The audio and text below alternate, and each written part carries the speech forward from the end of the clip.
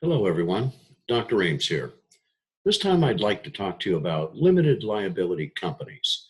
Now, this is not to be confused with the LLPs that we've talked about in the past, which are limited liability partnerships.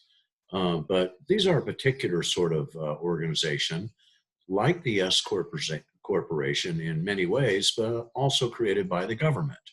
But there are some differences. So this time I'd like to talk about the advantages and the disadvantages of these LLCs. The biggest advantages really of the LLCs are their limited liability and their real flexibility in the organization itself and setting it up. The limited liability is the one thing that you get also from the S corporation. So you want to be protected. And if something should go wrong, if you get forced out of business by a lawsuit or something like that, you're only going to lose what you have invested in it. Um, Stockholders in a corporation also have this limited liability. They won't lose any more than the price of their stock and so forth, whatever they've invested. Um, and so, of course, the big difference here is that limited liability companies don't have stock.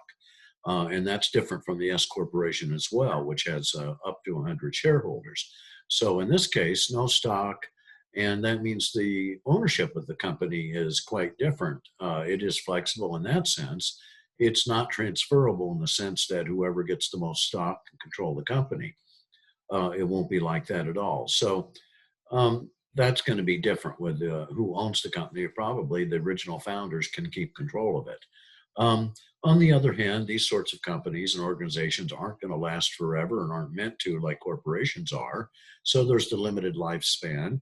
And of course, there's only just a couple incentives here, really, a little bit about taxes. You can make a choice whether or not you want to be taxed as a corporation or as a partnership and so forth. And so that's not a bad advantage, just depending. And along with those flexible ownership rules, it really is a good choice for some people. The real downside also on this thing is that evidently it requires some extensive paperwork and it's an ongoing thing. And so that is one of the downsides of these limited liability companies. Okay, that's all I wanted to talk about this time, folks. I'll talk to you again soon.